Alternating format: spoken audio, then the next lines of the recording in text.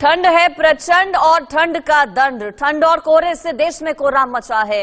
भीषण ठंड से लोग त्राहिमाम कर रहे हैं।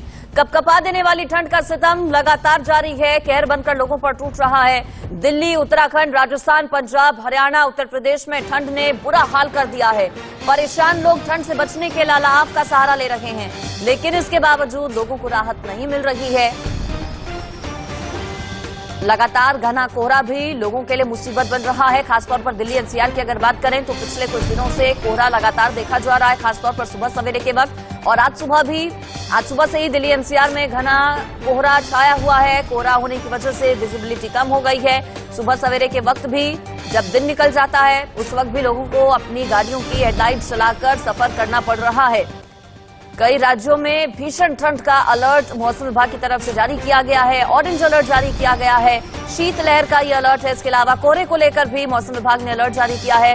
ठंड से बचने के लिए लोग अलाव का सहारा ले रहे हैं। 6 राज्यों में ठंड का टॉर्चर खासतौर पर देखा जा रहा है। उत्तर भारत के ये राज्य है जहां पर ठंड का सितम बहुत ज्यादा है। परेशानी लोगों के सामने। दोहरी मार कई जगहों पर लोगों को झेलनी पड़ रही है। दोहरी मार इसीलिए चूंकि ठंड तो है ही, शीतलहर तो है ही, साथ ही साथ कोहरा भी परेशान लोगों को कर रहा है। खासतौर पर सुबह सवेरे के वक्त जो लोग घरों से निकलते हैं ऑफिस जाने के लिए, दफ्तर जाने के लिए, जो बच्चे हैं स्कूल जाने के लिए जब घरों से निकलते हैं तो परेशानी का सामना उन्हें करना पड़ रहा है। अभी कई स्कूल्स में छुट्टियां नहीं पड़ी हैं। विंटर वेकेशंस 1 जनवरी से कई स्कूल्स में होंगे। ऐसे में स्कूली छात्रों के सामने भी परेशानी है और असर यातायात पर भी इसका बड़े तरीके से पड़ रहा है। न सिर्फ सड़क यातायात बल्कि रेल यातायात और हवाई यातायात पर भी असर इस ठंड का पड़ रहा है। यूपी, हरियाणा, पंजाब, राजस्थान में खासतौर पर जो पारा है वो लुढ़क रहा है, नीचे जा रहा है, जिसकी वजह से ठंड लोगों को परेशान कर रही है, सता रही है। लोग अपने घरों में कैद होने को मजबूर हो गए हैं। चूंकि बाहर अगर निकल रहे हैं तो शीतलहर का सामना लोगों को करना पड़ रहा है। इसके अलावा कोहरे का हम जिक्र बार बार कर रहे हैं। दिल्ली एनसीआर में खासतौर पर घना कोहरा छाया हुआ है। कोहरे की वजह से विजिबिलिटी कम है और विजिबिलिटी कम होने की वजह से रफ्तार पर ब्रेक लग गई है।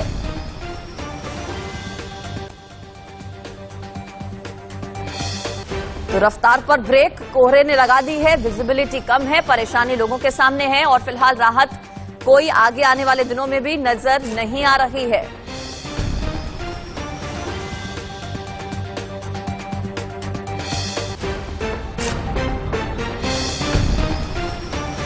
मेरे साथ अलग अलग जगहों से हमारे संवाददाता भी जुड़ेंगे, उनका हम रुख करेंगे। अलग अलग राज्यों में मौसम की मिजाज फिलहाल क्या है, क्या तापमान है, कितना इसका असर है, ये जानने की कोशिश करेंगे। हिमाचल से अनुराग हैं, महेंद्र माही नोएडा से हैं, राजीव मिश्रा मेरे साथ जुड़ गए हैं गाजियाबाद से, और भी रिपोर्टर्स जुड़ेंगे, उनका रुख करेंगे। सबसे पहले नोएडा, महेंद्र माही के पास चलते हैं।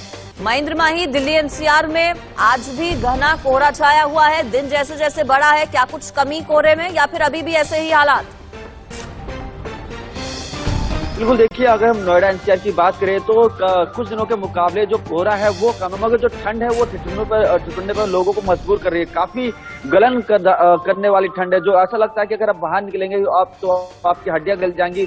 जो कोहरा है वो बाहरी क्षेत्र में ज्यादा है, मगर नोएडा एनसीआर की बात करें तो पहले के मुकाबले कोहरे में कमी है, मगर ठंड है वो बढ़ता जा रहा है। जो सामान्य तापमान है उससे काफी नीचे लुढ़क रहा है, जो पिछले सारे रिकॉर्ड ये जो ठंड तोड़ रहा है। मगर सबसे बड़ी चैलेंज ये है कि जो बेघर लोग हैं उनको कैसे बचाया जाए। तस्वीरों में हम देख रहे हैं कि किस तरीके से जो लोग अभी भी फुटपाथ पे सो रहे हैं, मजबूरन वो फुटपाथ पे सो रहे हैं, उनको रेन बसेरा तक वो नहीं पहुंच पा रहे। तो सबसे बड़ा सवाल ये भी होता है कि प्रशासन पे आखिर क्यों प्रशासन इतना लेट लतीफ कर रही है। अगर कोई ऐसे ठंड के में मृत्यु हो जाती है तो उसकी जिम्मेदारी कौन लेगा। हमने अक्सर देखा कि जो बस स्टैंड है तो झुग्गी झोपड़ी वहां पे लोग अभी भी अपना आसरा फुटपाथ पे डाल रहे हैं, अलाव जलाकर कंबल डाल के वहां सो रहे, जबकि सरकार और जो प्रशासन की तरफ से ये वादा किया गया है कि हमने कई ऐसे रेन बसेरे बनाए हैं जहां लोग सो पाएंगे। वहीं बात करें अगर जमीनी स्तर पे तो इसका बिल्कुल उल्टा नजर आ रहा है कि लोग अभी भी फुटपाथ पर सोते नजर आ रहे हैं। जो कोहरा है वो जो पहाड़ी क्षेत्र में वहां ज्यादा। अगर नोएडा एनसीआर की बात करें तो पहाड़ी क्षेत्र का जिक्र आपने किया, पहाड़ी क्षेत्र का हाल जान लेते हैं। सीधा मेरे साथ अनुराग जुड़े हैं, वहां से हमारे संवाददाता हिमाचल सोलंग से।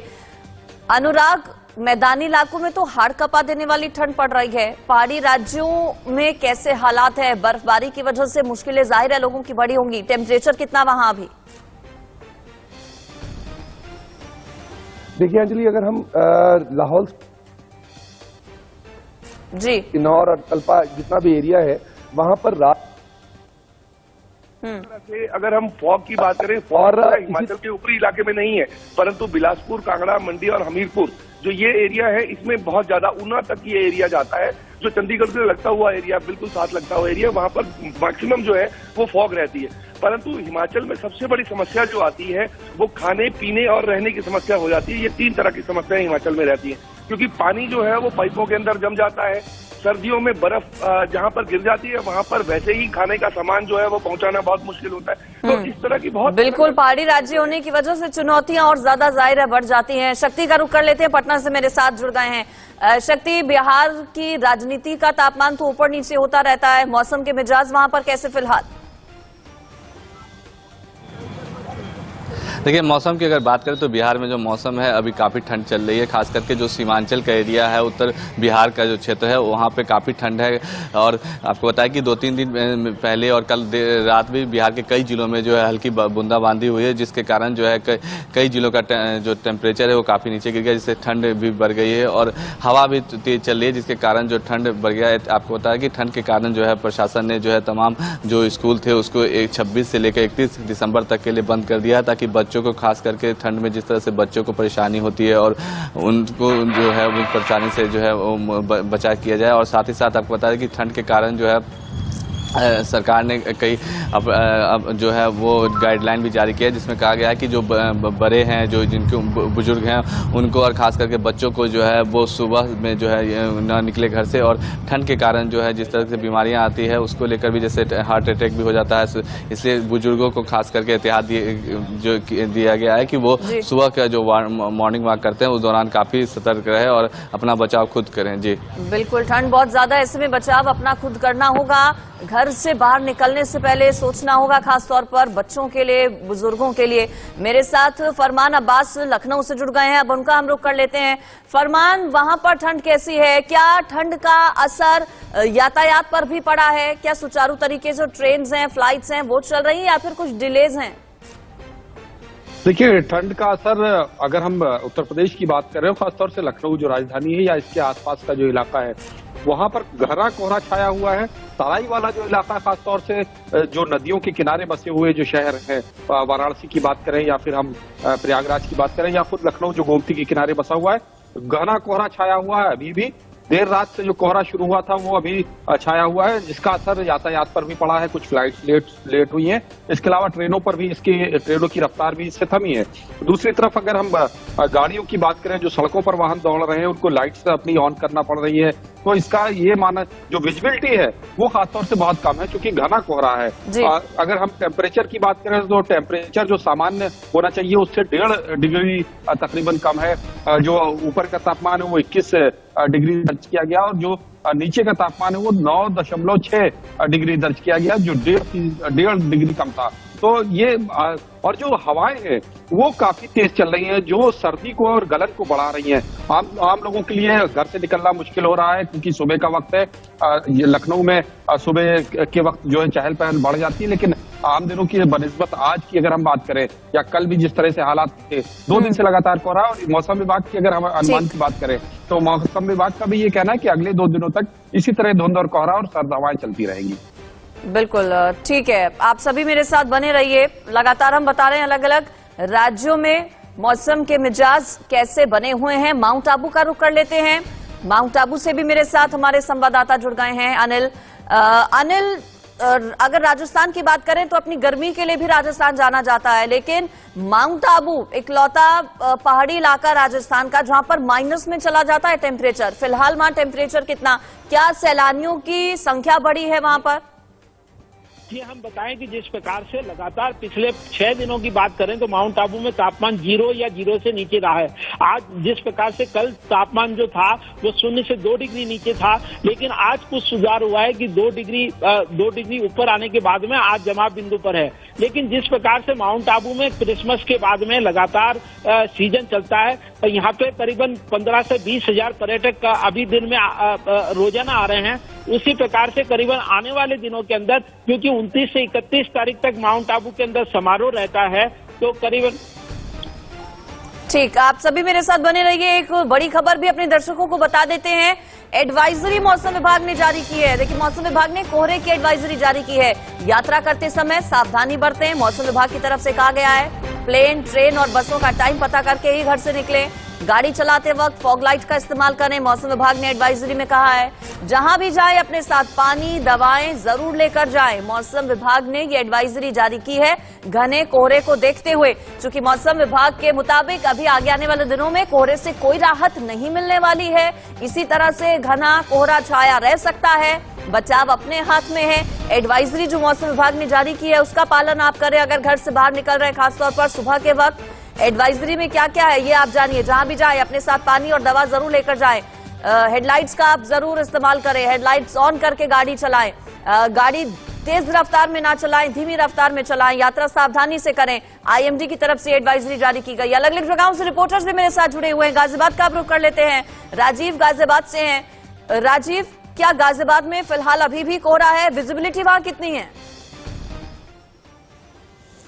देखिए अंजलि, मैं आपको पिछले 3 दिन की बात करूं तो 3 दिनों से जो आसमान में घना कोहरा छाया हुआ है। मैं आपको बता दूं कि अगर न्यूनतम तापमान की बात करें तो तकरीबन 8 डिग्री के आसपास तक गाजियाबाद का तापमान बना हुआ है और पिछले कई दिनों से तेज सर्दीली हवाएं चल रही हैं। इसका असर केवल जमीनी यातायात से लेकर हवाई यातायात तक पड़ा है। जहां गाजियाबाद में 9 ट्रेनें बहुत जो लेट की गई हैं, पिछले कई 3 से 4 घंटे लेट हैं, वहीं जो बसें हैं, जो सरकारी रोडवेज की बसें हैं, वो भी अपने निर्धारित समय से नहीं चल पा रही हैं।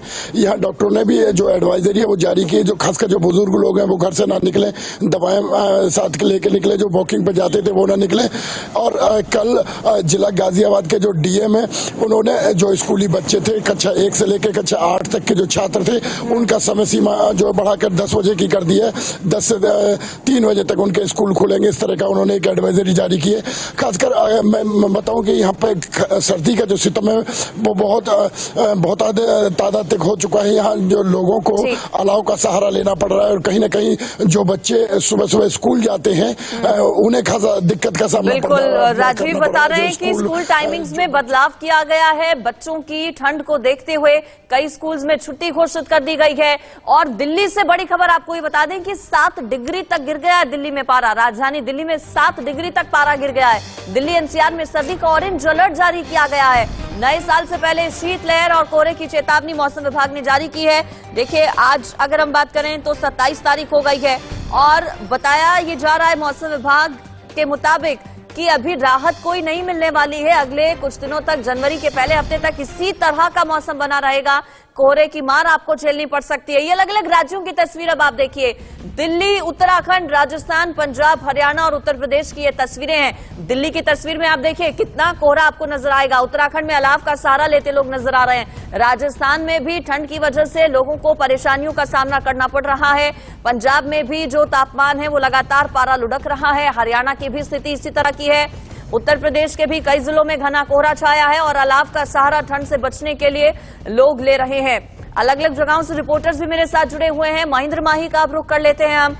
महेंद्र माही, क्या मुमकिन हो पाएगा कि आसपास की तस्वीरें आप दिखाएं? कितना कोहरा फिलहाल नोएडा में है? मौसम विभाग ने तो कह दिया है कि अभी राहत कोई नहीं मिलने वाली है। एडवाइजरी जो जारी की है उसका पालन आप कीजिए।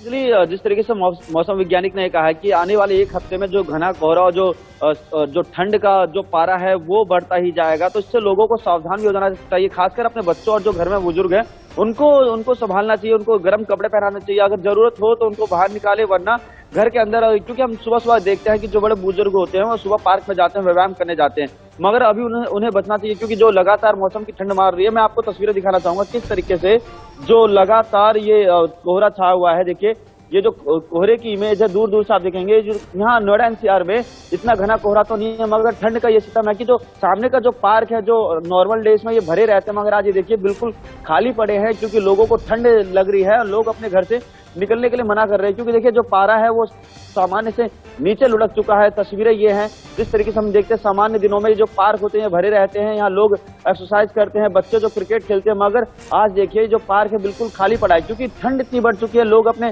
घर से निकलना नहीं चाहते। लगातार हम देख रहे हैं किस तरीके से आसपास के क्षेत्रों में जो ठंड है उससे लोग काफी परेशान हैं। अगर हम दिल्ली एनसीआर की बात करें तो देखिए जब जब पहाड़ी इलाकों में बर्फबारी होती है तो दिल्ली एनसीआर का जो तापमान है वो बदलता है, क्योंकि दिल्ली एनसीआर का कहा जाता है कि इनका खुद का कोई सीजन नहीं होता, इनका खुद का कोई मौसम नहीं होता। जब जब पहाड़ी क्षेत्रों में बर्फबारी होती है तो उसका सीधा असर नोएडा एनसीआर में होता है। जिस तरीके से अब दिल्ली एनसीआर के लोग स्वागत करना चाहते थे, बिल्कुल पहाड़ी राज्य ही तय करते हैं कि मैदानी इलाकों का मौसम कैसा होगा, और हिमाचल के कई जिलों में बर्फबारी का दौर शुरू हो चुका है। अनुराग से इस पर जानकारी ले लेते हैं। अनुराग, कौन कौन से इलाके हैं जहां पर बर्फबारी हो रही है, और क्या बर्फबारी आगे और ज्यादा होगी? परेशानियां लोगों के सामने किस तरह की वहां पर?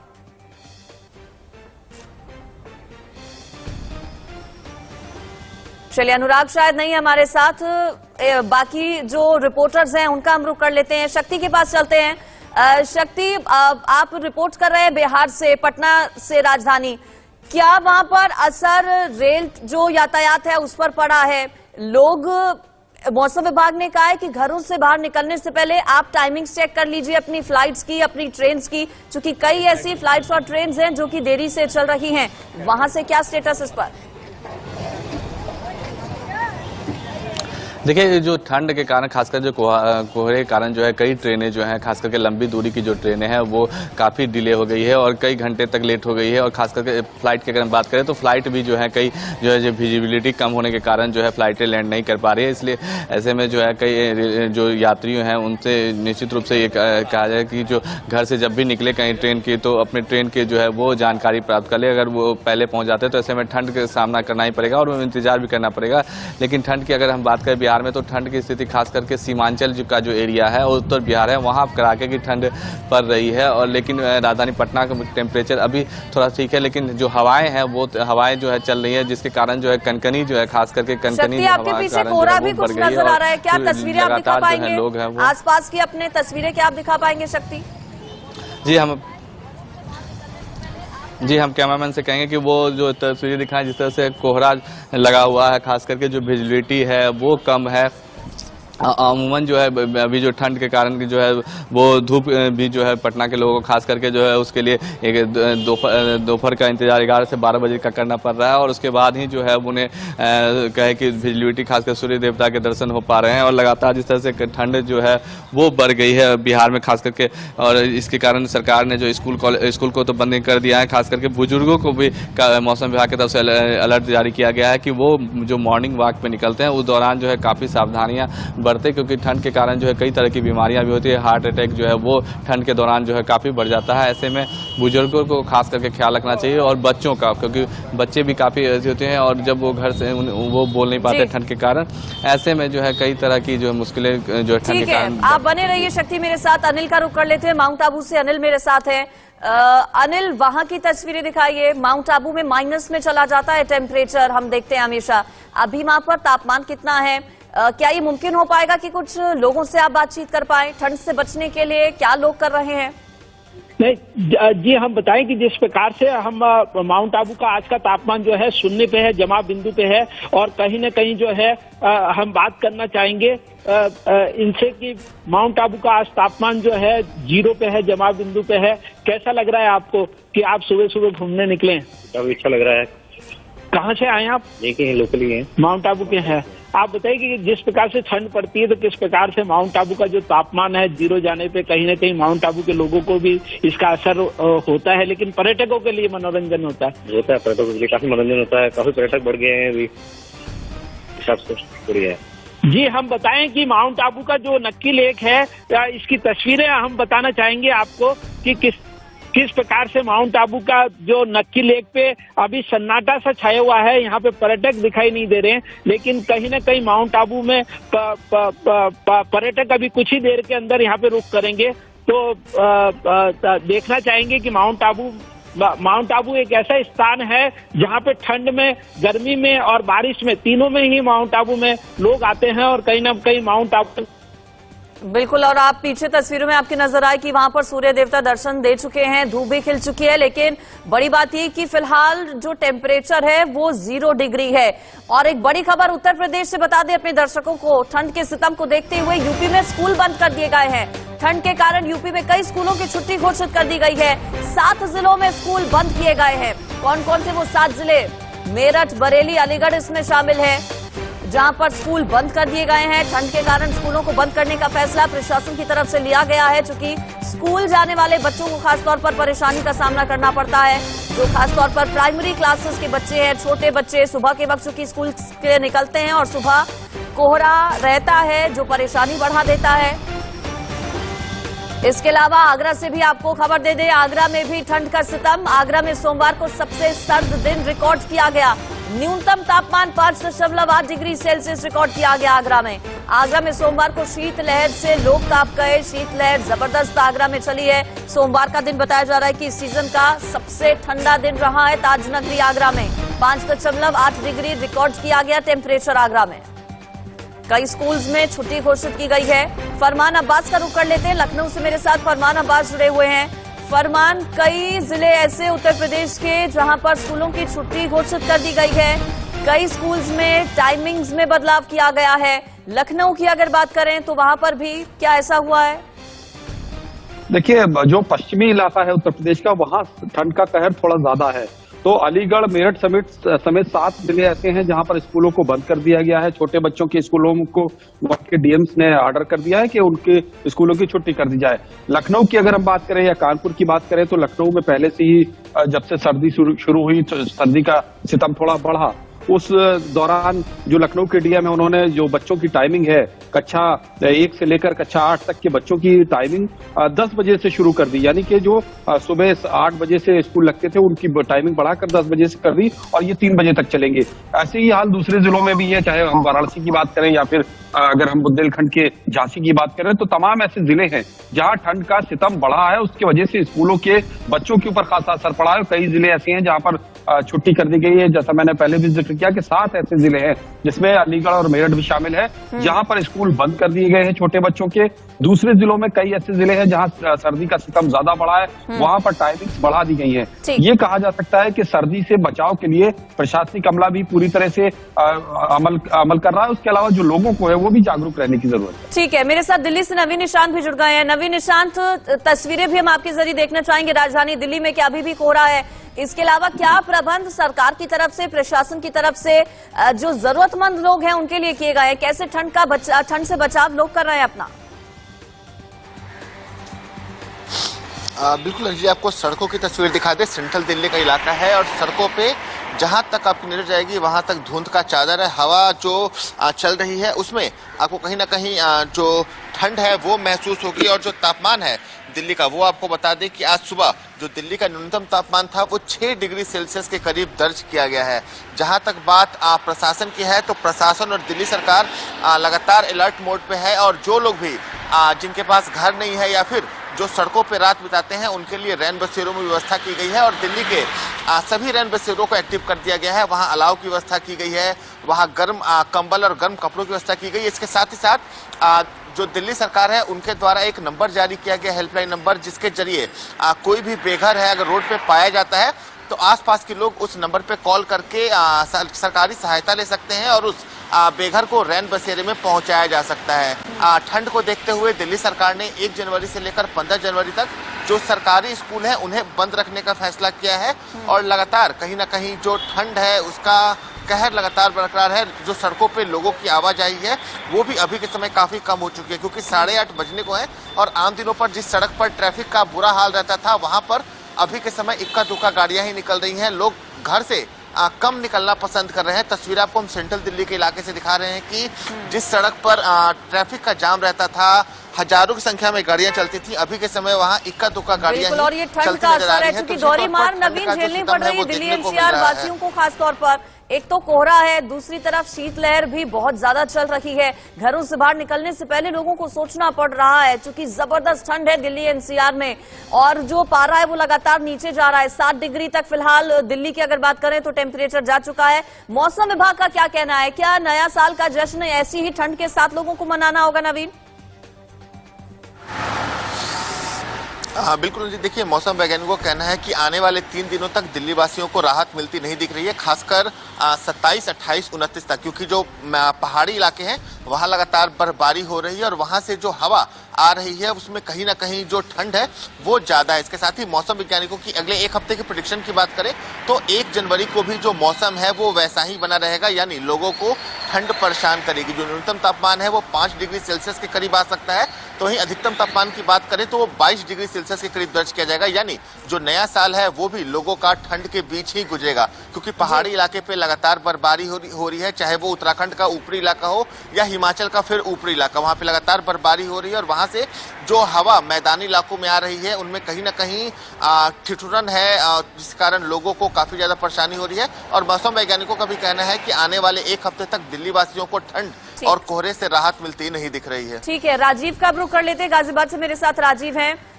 राजीव, दिल्ली सरकार की तरफ से तो प्रबंध किए गए हैं, जो जरूरतमंद लोग हैं गाजियाबाद में प्रशासन ने या फिर योगी सरकार की तरफ से क्या इंतजाम किए गए हैं ऐसे लोगों के लिए जिनके पास सर ढकने के लिए छत नहीं है?